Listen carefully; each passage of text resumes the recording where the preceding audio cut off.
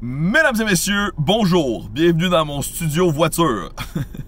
Je viens d'entendre pour la première fois l'album Americana de Rock Voisine. C'est le 10e anniversaire de l'album, apparemment d'ici quelques temps.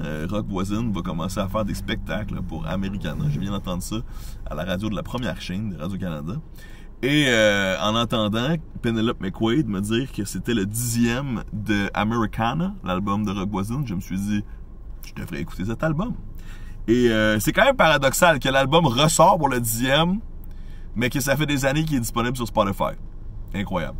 Et oui, donc je l'ai écouté sur Spotify, parce que c'est là où j'écoute la plupart des albums de rap que j'essaie d'écouter pour faire des critiques, comme vous venez d'entendre. Et bien que Rock Voisine n'est pas un rappeur, il chante de grandes paroles américaines dans cet album. Alors, j'ai vraiment apprécié. J'ai apprécié l'expérience, mais je trouvais ça, encore une fois, un peu paradoxal. Parce que, tant qu'à avoir un chanteur... Rock Voisine a une voix extraordinaire. Magnifique, c'est beau, c'est suave, c'est chaleureux. Ça me donne envie de lui caresser la mâchoire. Mais ces chansons-là existent en version américaine déjà, comme originale et ou reprise, là. Mais donc c'est quand même fascinant d'avoir la vision d'un francophone sur ces chansons-là.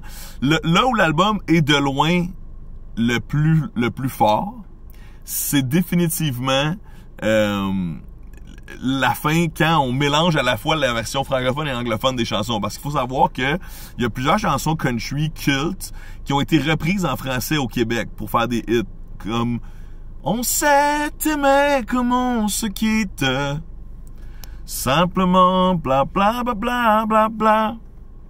Voilà.